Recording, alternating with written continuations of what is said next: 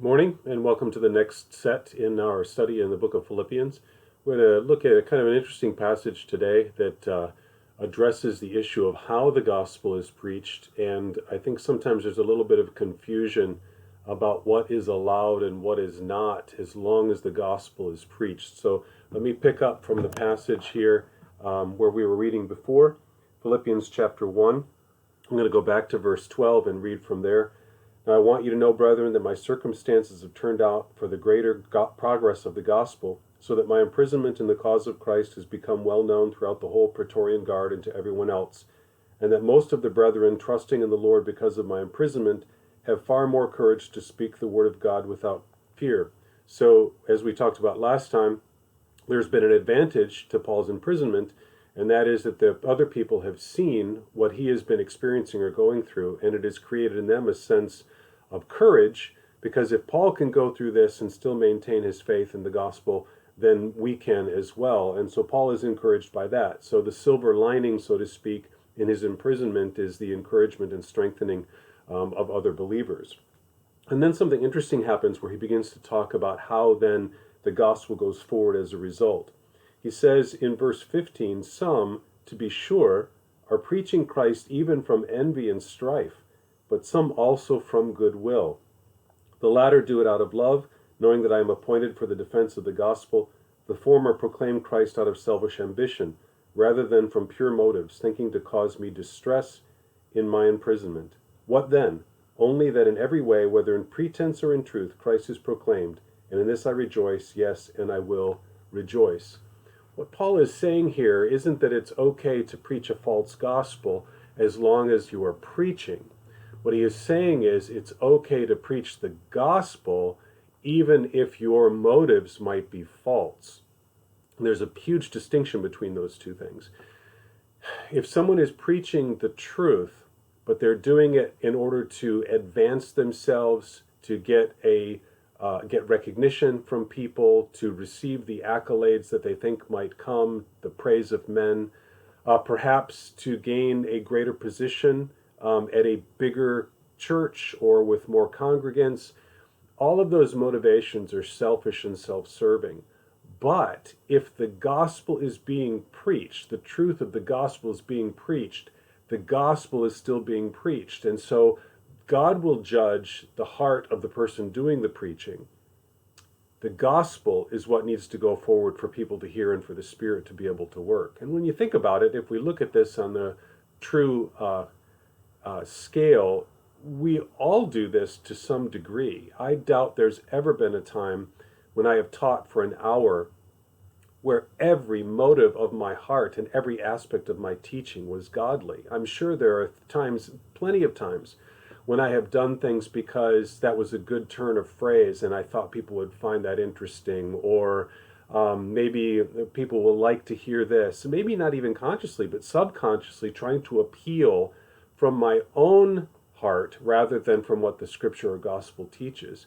Teaching with a pure and righteous heart is not possible for an unrighteous, ungodly person. Now, we're righteous and godly in Christ Jesus, but I know that my heart still, as the scripture teaches, is desperately wicked.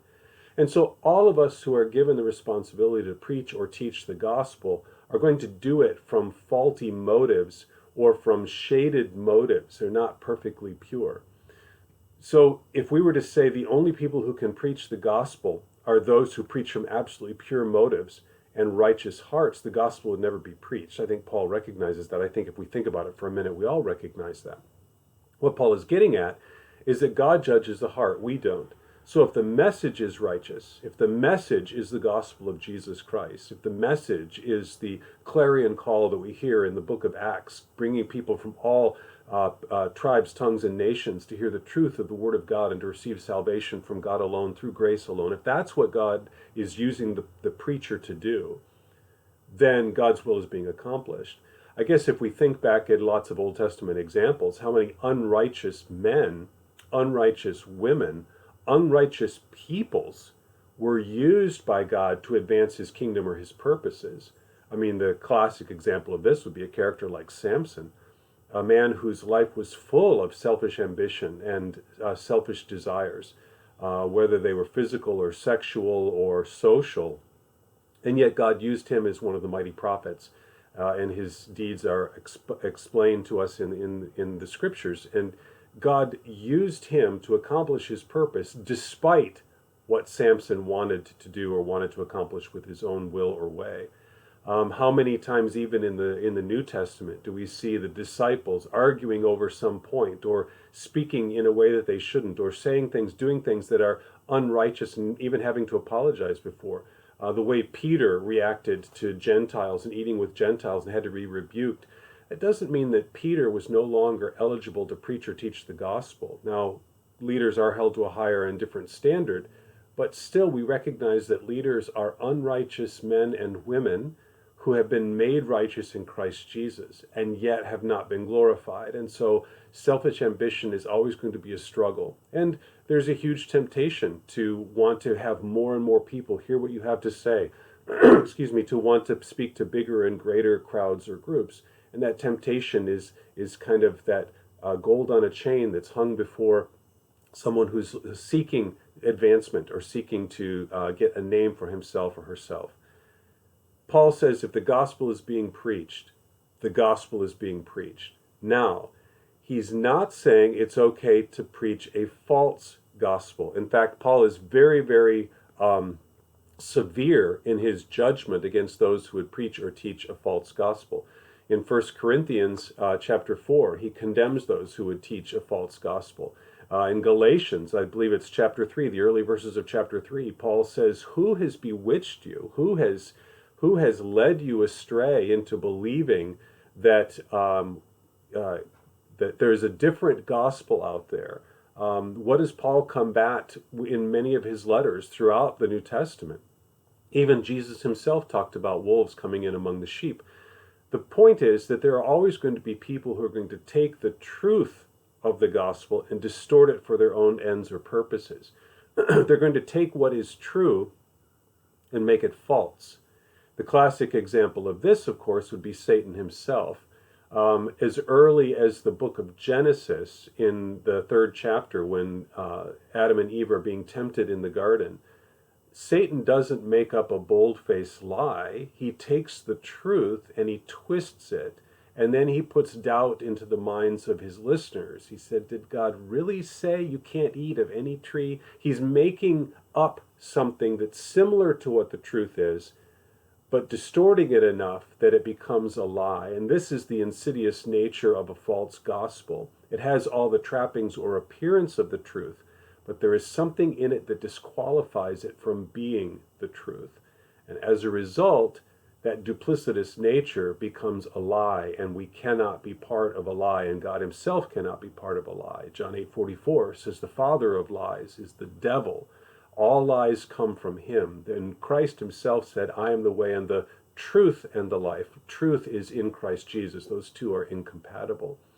Satan also tempted Christ in the New Testament, offering him all of these different things that he could have if he would bow down and worship.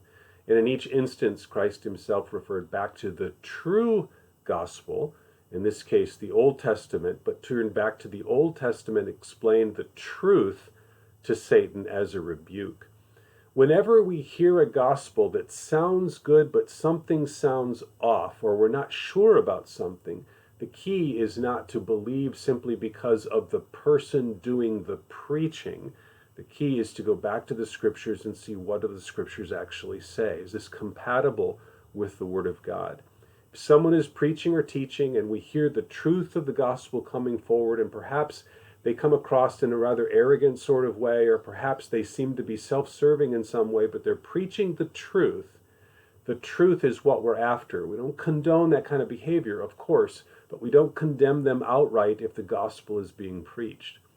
However, if someone is preaching a gospel that is false, we have nothing whatsoever to do with them, and they should be condemned from the pulpit, not just condemned silently in our own space, but condemned openly because they're teaching people a false gospel, giving them a false hope, and that is the most evil thing that you could possibly do, giving confidence to someone when you are damning them to hell as a result of their false belief.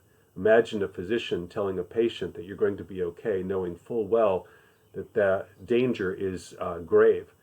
We would never stand for that. We would never tolerate it. The person's license would be removed. Well, much in the same way, someone who's teaching, but teaching a false gospel, should be removed from their position if possible, but certainly rebuked openly for teaching a false gospel. This is the problem that we have with the name it and claim it, or the wealth gospel, where people are saying all the things that you desire are yours if you simply use the right phrases or words. It's also the insidious horror of this gospel that's taught that if you just have enough faith, Christ or God will heal you. And we know that that's contrary to what the scripture teaches. First of all, it's not the heart of the gospel. The healing that Christ did was not the core of the gospel. It was drawing people in to hear the gospel. But healing is never promised to any believer in this world. Ultimately, we will be healed, of course, at the in the redemptive act of Christ at his return, but not in the day-to-day existence that we face. All of us will eventually become ill and die of something, some sooner and some later. But God steps in and miraculously heals sometimes, and sometimes he doesn't. But that's entirely up to God, and it is not dependent upon our faith or a quantity of faith. And we have to be careful when we hear those things and they tickle our ears. They're false gospels and deadly. The other problem that Paul faced here was that he said some were doing it to make his imprisonment untenable. In other words, there were people that were glad, I think, that Paul was in prison, because if he was there, they were free to preach without competition. And that is an unfortunate approach to the gospel, certainly. Anytime someone is preaching or teaching the Word of God and doing that in truth and in righteousness to the extent that they are able and capable through prayer and the power of the Spirit, it doesn't necessarily mean that people are going to be drawn to Christ. Maybe what they are doing is actually sowing seed. A great example of this, when I lived in Japan, a friend of mine had been teaching the gospel to a small community for 11 years, day after day, week after week, preaching and teaching, and had seen none, come to faith in all that time. A new missionary came and began working with him, and under that man's teaching, people began to come to Christ, one after another, and the church exploded in that region. Why did that happen? God was using the first man to do the teaching in order to plant the seed, and in his perfect will, the second person who came along began to see the harvest. Was one more important than the other? Absolutely not. And the beautiful thing was that they saw that not as a competition. The one who was doing the planting rejoiced at what he saw through the other, and the other was thankful for the work that the former had done in order to prepare the soil. So we need to see this as not our goal or our desire is to become greater, stronger, or better. And if someone else is preaching or teaching the gospel, it is not a competition. But instead encourage the truth to be preached, no matter who is taking the stand for the gospel, as long as it is truly the gospel that is being spoken and taught. False gospels? Absolutely not. Teachers with struggles and problems? That's all of us. As long as the gospel is going forward in truth and in power, that's the key.